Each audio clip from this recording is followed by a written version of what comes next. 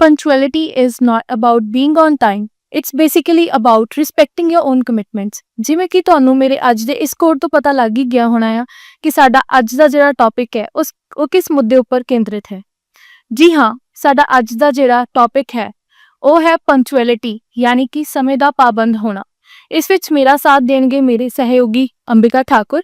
ਆਓ ਉਹਨਾਂ ਦਾ ਸਵਾਗਤ ਕਰਦੇ ਹਾਂ। ਸਵਾਗਤ ਹੈ Ambika. Thank you so much. So Ambika, ਮੇਰਾ ਤੁਹਾਡੇ ਲਈ ਅੱਜ ਦਾ ਪਹਿਲਾ ਸਵਾਲ ਹੈ ਕਿ ਪੰਕਚੁਅਲਿਟੀ ਜਿਹੜੀ ਹੈ, ਸਮੇਂ ਦਾ ਪਾਬੰਦ ਹੋਣਾ, ਇੱਕ ਸਟੂडेंट ਦੇ नज़रिए तो की है। सी पहली बात तो पंक्चुअलिटी है कि बीइंग ऑन टाइम।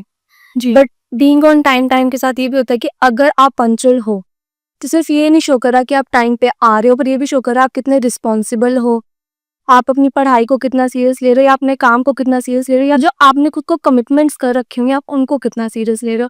तो I think as a student punctual होना बहुत ज़्यादा इंपॉर्टेंट है। आपकी एकेडमिक परफॉर्मेंस भी बहुत सही रहती है जी। या आप कोई करिकुलम एक्टिविटी भी कर रहे हो उसके लिए भी पंक्चुअल होना बहुत ज़्यादा इंपॉर्टेंट है। ਸੋ ਅੰਬਿਕਾ, ਮੇਰਾ ਅਗਲਾ ਸਵਾਲ ਤੁਹਾਡੇ ਲਈ ਹੈ ਕਿ ਪੰਕਚੁਅਲਿਟੀ ਜਿਹੜੀ ਹੈ ਉਹਦੇ ਨਾਲ ਇੱਕ ਪਰਸਨ ਦੀ ਲਾਈਫ ਤੇ ਜਾਂ ਇੱਕ ਸਟੂਡੈਂਟ ਦੀ ਲਾਈਫ ਦੇ ਉੱਤੇ ਕੀ ਇਫੈਕਟ ਪੈਂਦਾ ਹੈ, ਓਵਰऑल ਇਫੈਕਟ ਕੀ ਪੈਂਦਾ ਹੈ? मैं आपको एग्जाम्पल शेयर कर देती हूँ। फॉर एग्जाम्पल जैसे टेस्ट वगैरह होते हैं ना, जी। यूजी टेस्ट हो गए, पीजी टेस्ट हो गए, बाहर होते हैं। अगर आप वहाँ पर 1 सेकंड या 2 सेकंड भी लेट हो जाओ तो वो आपको अंदर नहीं जाने देंगे। जी। उनका भाई सीधा है कि अगर 9:30 बोला है तो 9:30 बजे पहुँचो। जी। सो पंक्चुअलिटी बहुत अफेक्ट करती है एक स्टूडेंट की लाइफ। अगर आप भाई 1-2 सेकंड लेट हो जाओगे तो सीधी बात है आपका 1 साल पूरा बर्बाद होगा। वो टेस्ट आप उस टाइम नहीं दे सकते, आपको 1 साल बाद ही देना पड़ेगा, वेट करनी पड़ेगी। बहुत वेट करनी पड़ेगी। तो आपकी 1 साल की मेहनत भी खराब होगी, आगे का 1 साल वेस्ट भी होगा। सो आई थिंक पंक्चुअलिटी बहुत बड़ा रोल प्ले करती है एक स्टूडेंट की लाइफ में। जी। सो अंबिका, मेरा अगला सवाल ये है कि can you share your experience of being punctual? I think मतलब मोस्ट ऑफ द टाइम मेरे को ये रहता है कि अगर मैं कहीं क्लास भी जा रही हूँ या कुछ और भी चीज़ कर रही हूँ तो मैं टाइम पे ही जाऊँ। जी। क्योंकि थोड़ा लेट आना भी ऐसे खुद को भी अजीब लगता है। और मैं एक्सपीरियंस, हाँ, मैं जैसे छोटी होती थी तो मैंने नॉन मेडिकल स्ट्रीम रखा, तो मैं मैथ्स ओलंपियाड के लिए जाती थी।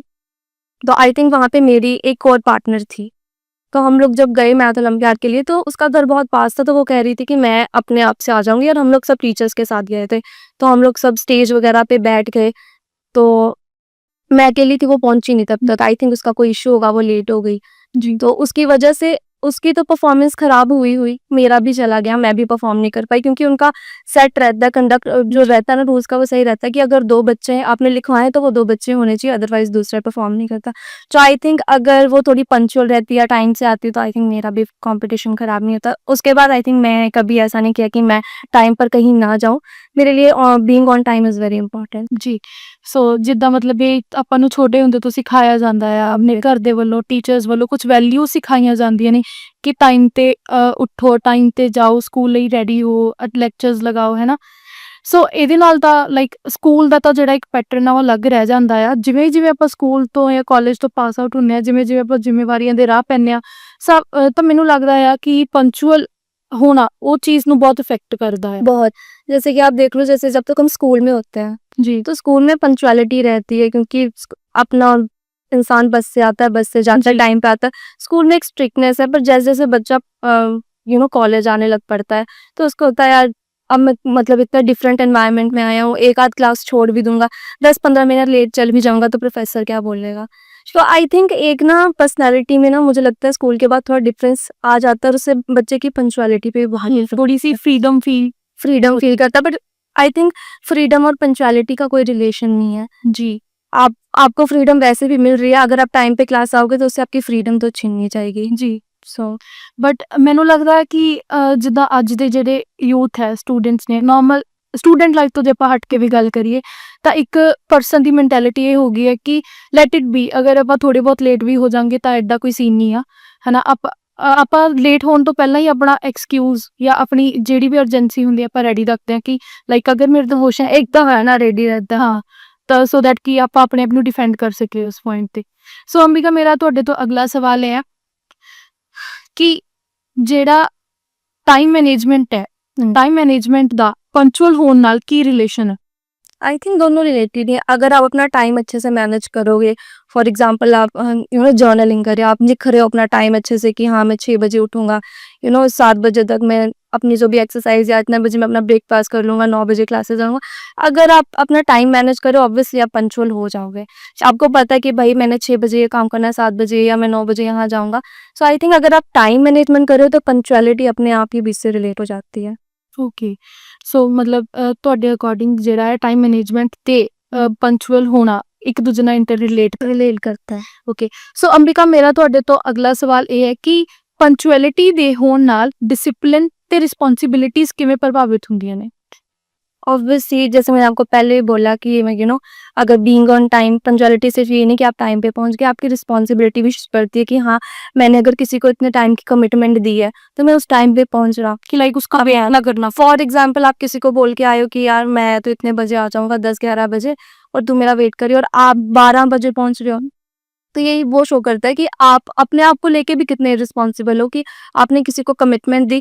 वो आपके अकेले का काम नहीं है, उसका भी काम है, आप उसको भी लेट करा रहे हो, खुद भी लेट हो रहे हो। तो आई थिंक रिस्पॉन्सिबिलिटी शो करती है पंक्चुअलिटी बहुत ज़्यादा, और डिसिप्लिन भी शो करती है। वही स्कूल वाली बात आ जाएगी कि आप, क्योंकि स्कूल में आप डिसिप्लिन रहते हो, टीचर्स आपको फुल स्ट्रिक्ट एनवायरनमेंट में रखते हैं, बट वही आप कॉलेज आते आते आपको लगता है कि क्या करना है, टाइम पे आ गए। ਜੀ।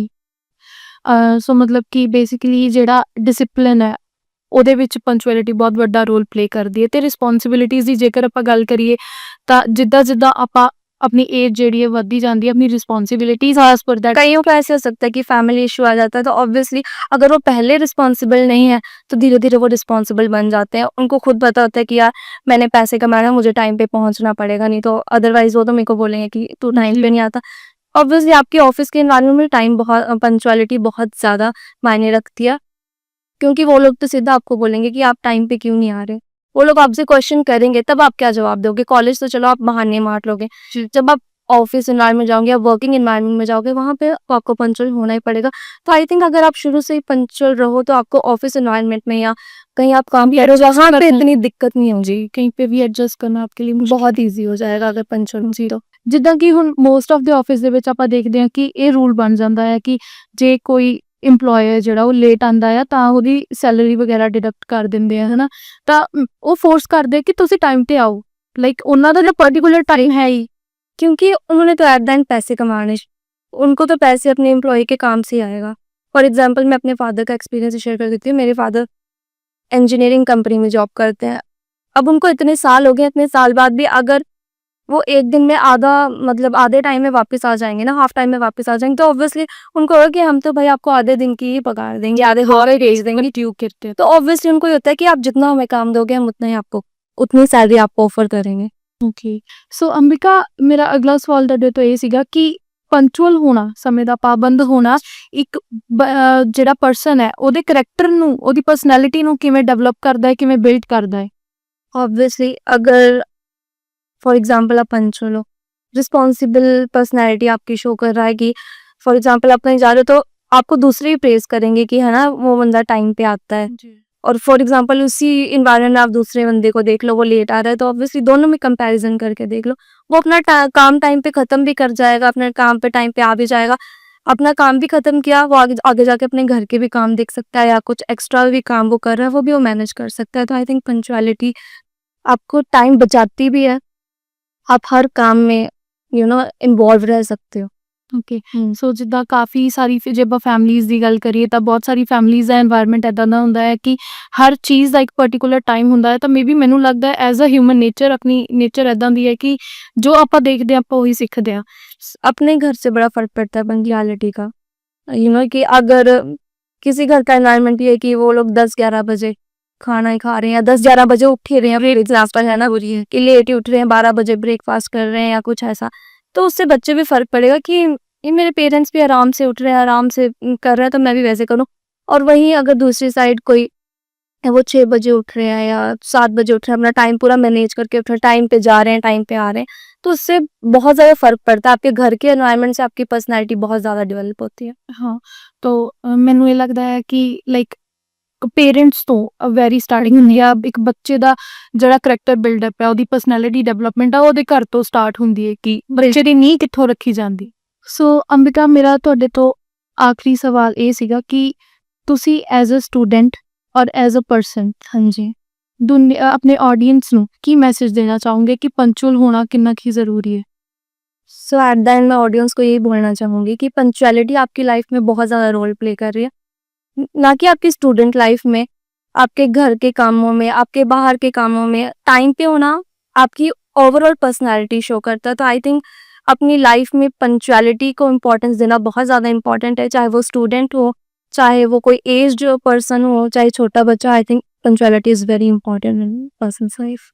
ਸੋ ਇਹ ਸੀਗਾ ਸਾਡਾ ਅੱਜ ਦਾ ਪ੍ਰੋਗਰਾਮ ਜਿੱਦਾਂ ਕਿ ਸਮੇਂ ਦਾ ਪਾਬੰਦ ਹੋਣਾ ਆਪਣੇ ਸਭ ਦੀ ਲਾਈਫ ਦੇ ਵਿੱਚ ਬਹੁਤ ਜ਼ਰੂਰੀ ਹੈ ਚਾਹੇ ਫਿਰ ਉਹ ਇੱਕ ਛੋਟਾ ਬੱਚਾ ਹੈ ਜਾਂ ਕੋਈ ਜੌਬ ਕਰਦਾ ਹੋਇਆ ਪਰਸਨ ਹੈ ਹਰ ਇੱਕ ਨੂੰ ਸਮੇਂ ਦਾ ਪਾਬੰਦ ਹੋਣਾ ਲਾਜ਼ਮੀ ਹੈ ਕਿਉਂਕਿ ਸਮਾਂ ਇੱਕ ਐਸੀ ਚੀਜ਼ ਹੈ ਕਿ ਜਿਸ ਦੀ ਲੋੜ ਸਾਨੂੰ ਸਭ ਨੂੰ ਬਹੁਤ ਜ਼ਿਆਦਾ ਆ ਪਰ ਜੇ ਦੇਖਿਆ ਜਾਏ ਤਾਂ ਆਪਾਂ ਸਭ ਤੋਂ ਵੱਧ ਬਰਬਾਦ ਵੀ ਆਪਣਾ ਸਮਾਂ ਹੀ ਕਰ ਰਹੇ ਹਾਂ ਸਮਟਾਈਮਸ ਆਪਣੇ 'ਚੋਂ ਕੋਈ ਲੇਟ ਹੁੰਦਾ ਹੈ ਆਪਾਂ ਕਿਸੇ ਨੂੰ ਕਮਿਟਮੈਂਟ ਦਿੱਤੀ ਹੈ ਕਿ ਆਪਾਂ ਇਸ ਟਾਈਮ 'ਤੇ ਆਵਾਂਗੇ ਅਤੇ ਆਪਾਂ ਉਸ ਟਾਈਮ 'ਤੇ ਉੱਥੇ ਨਹੀਂ ਪਹੁੰਚ ਰਹੇ ਤਾਂ ਆਪਾਂ ਆਪਣੇ ਨਾਲ ਸਾਹਮਣੇ ਵਾਲੇ ਦਾ ਵੀ ਨੁਕਸਾਨ ਕਰਦੇ ਆ ਸੋ ਆਪਾਂ ਨੂੰ ਪੰਕਚੁਅਲ ਹੋਣਾ ਸਿੱਖਣਾ ਚਾਹੀਦਾ ਆ ਪੰਕਚੁਅਲ ਹੋਣਾ ਚਾਹੀਦਾ ਆ ਇਹ ਵੀ ਇੱਕ ਆਪਣੀ ਹਿਊਮਨ ਨੇਚਰ ਹੈ ਹਿਊਮਨ ਬਿਹੇਵੀਅਰ ਹੈ ਇਹਦੇ ਵਿੱਚ ਆਪਾਂ ਨੂੰ ਐਡ ਔਨ ਕਰਨਾ ਚਾਹੀਦਾ ਆ ਸੋ ਇਸੇ ਨਾਲ ਅਸੀਂ ਸਾਡਾ ਅੱਜ ਦਾ ਜਿਹੜਾ ਪ੍ਰੋਗਰਾਮ ਸੀ ਉਹਨੂੰ ਵਾਈਂਡ ਅਪ ਕਰਦੇ ਹਾਂ thank you so much Ambika ਤੁਸੀਂ ਆਪਣਾ ਟਾਈਮ ਕੱਢ ਕੇ ਸਾਡੇ ਨਾਲ ਜੁੜੇ ਆਪਣੇ ਵਿਚਾਰ ਸਾਡੇ ਨਾਲ ਸਾਂਝੇ ਕੀਤੇ ਆਈ ਹੋਪ ਸੋ ਕਿ ਤੁਹਾਨੂੰ ਸਾਰਿਆਂ ਨੂੰ ਸਾਡਾ ਜਿਹੜਾ ਅੱਜ ਦਾ ਪ੍ਰੋਗਰਾਮ ਹੈ ਬਹੁਤ ਪਸੰਦ ਆਇਆ ਹੋਵੇਗਾ ਸਾਡੀ YouTube ਚੈਨਲ ਨੂੰ ਸਬਸਕ੍ਰਾਈਬ ਲਾਈਕ ਐਂਡ ਸ਼ੇਅਰ ਜ਼ਰੂਰ ਕਰਿਓ